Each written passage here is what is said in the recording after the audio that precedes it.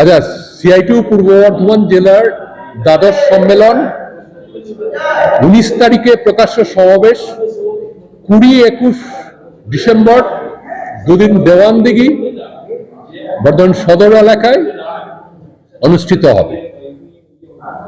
এখানে প্রকাশ্য সমাবেশ 19 তারিখে, সেখানে বক্তা আছেন আমাদের পশ্চিমবঙ্গের সিআইটিউ রাজ্য কমিটির সাধারণ সম্পাদক জিয়াউল আলম এবং গণ আন্দোলনের নেত্রী এবং ট্রেড ইউনিয়নের নেত্রী কমরেড মীনাক্ষী মুখার্জি।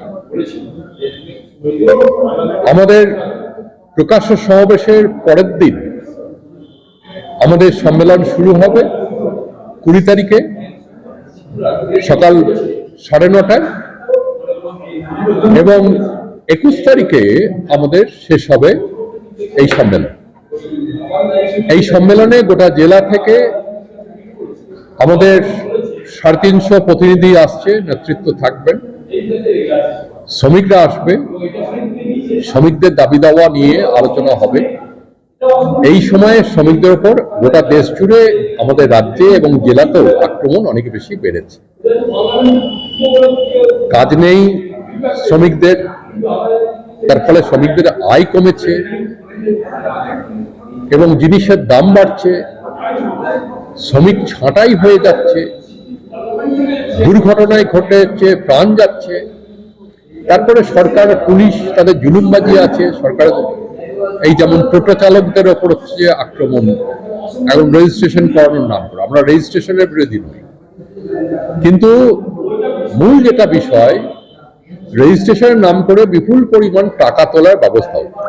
1740 টাকা কেন কেন 40 টাকা বা 50 টাকায় হচ্ছে রেজিস্ট্রেশন হবে না? সরকার গরিব টোটো চালকদের উপর এরকম একটা মারাত্মক বোঝা চাপিয়ে দিয়েছে এবং প্রতি বছর 1200 টাকা করে দিতে হবে এই রেজিস্ট্রেশন কন্টিনিউ করতে হলে। এসব কথা বলতে হচ্ছে, তাই এটা খুবই আমরা বিরোধিতা করছি এবং এ নিয়ে আন্দোলন চলছে।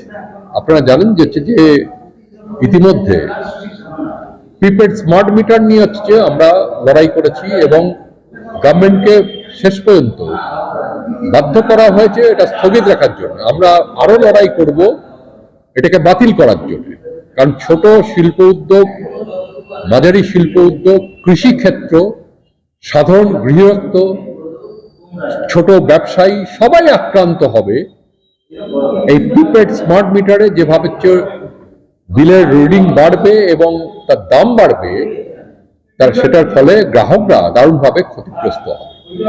আমরা এটার বিরোধিতা করেছি, এই লড়াই চলবে, তার জন্য আবার প্রস্তুতি চলছে। আমাদের এই যে বিড়ি শ্রমিক, তাদের মজুরি বাড়ানোর জন্য সে লড়াই আমাদের চলছে বিভিন্ন জায়গাতে। বিড়ি শ্রমিকরা তাদের অধিকার সুনিশ্চিত করার জন্য সে লড়াই করছে। আপনারা জানেন যে আমাদের এই যে আইসিডিএস, মিড ডে মিল, আশা, এই মিড ডে মিল তাদের 10 মাস বেতন দেয়, 12 মাস কাজ করিয়ে। এবং বেতন বললে ভুল হবে, মানে অনারিয়াম সেটাও পায় খুব নগণ্য, খুবই সামান্য। এবং এখানে অন্য কোনো সুযোগ সুবিধা কার্যকর। আমরা বলেছি এদের জন্য হচ্ছে যে একটা নির্দিষ্ট কাঠামো তৈরি করতে হবে, ন্যূনতম মজুরি আইন সেখানে হচ্ছে কার্যকরী করতে হবে। আমরা এই যে আইসিডিএস এর মেয়েরা, তাদের হচ্ছে যে সেন্ট্রাল গভর্নমেন্ট ফোন কেনার জন্য টাকা দিল, যাতে হচ্ছে যে তারা অনলাইনে রিপোর্ট রিটার্ন দিতে পারে। 3 বছর ধরে সরকার আটকে রেখেছে, রাজ্য সরকার এখন দেবে, তার সঙ্গে অনেকগুলো শর্ত জুড়ে দিয়েছে। আমরা সেই সমস্ত অন্যায় শর্তের আমরা বিরোধিতা করছি এবং আমরা বলেছি যে এদেরও ডিমের দাম বেড়েছে, এখন 8 টাকা হয়েছে, এখন ওই 6.5 টাকা দিচ্ছে হচ্ছে ডিমের দাম। বাকি পয়সা মেয়েরা কোত্থেকে দেবে? সবজি পয়সা পাচ্ছে না, কখনো কখনো জ্বালানির পয়সা পাচ্ছে না। কেন্দ্র সরকার কখনো হচ্ছে যে এদের অনারিয়ামের টাকা দিচ্ছে, রাজ্য সরকার দিচ্ছে না, রাজ্য সরকার অনারিয়ামের টাকা দিচ্ছে, কেন্দ্রের সরকার দিচ্ছে না। এসব করে বঞ্চনা করছে। তাই স্বাভাবিকভাবে সব অংশের শ্রমিক যারাই আক্রান্ত, যাদের জীবন জীবিকা দারুণভাবে ক্ষতিগ্রস্ত হচ্ছে, সব অংশকে আমরা সমবেত করছি।